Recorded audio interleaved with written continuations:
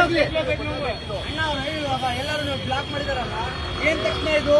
ಏನ್ ಪ್ರಶ್ನೆ ಅಂದ್ರೆ ಗ್ಯಾಸ್ ಇಲ್ಲಪ್ಪ, ಗ್ಯಾಸ್ ಇಲ್ಲ.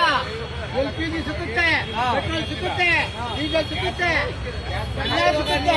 ಇವಾಗ ಏನ್ ಹೇಳ್ತಾರ ನೀವು? LPG ಸಿಗುತ್ತೆ ಅಂತ ಹೇಳ್ತಿದಾರ. ಇವಾಗ ನೀವು ಬ್ಲಾಕ್ ಮಾಡಿದಾರ, ಏನ್ ತಕ್ಷಣ ಇದು?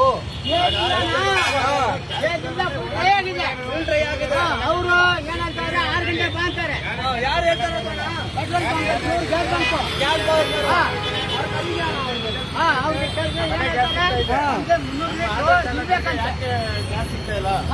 ನಮ್ಮ ಆಟೋ ಚಾಲಕರಿಗೆ ಏನು ಅಂತ ಅನ್ಯಾಯ ಮಾಡಿರುವಂತದ್ದು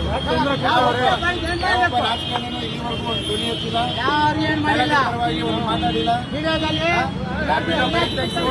ಅದ್ರ ಬಗ್ಗೆ ಅದನ್ನ ಬಿಟ್ಟು ನಮ್ಮ ಆಟೋ ಚಾಲಕ ಹೊಟ್ಟೆ ನೋಡಿದ್ರು ಅವರು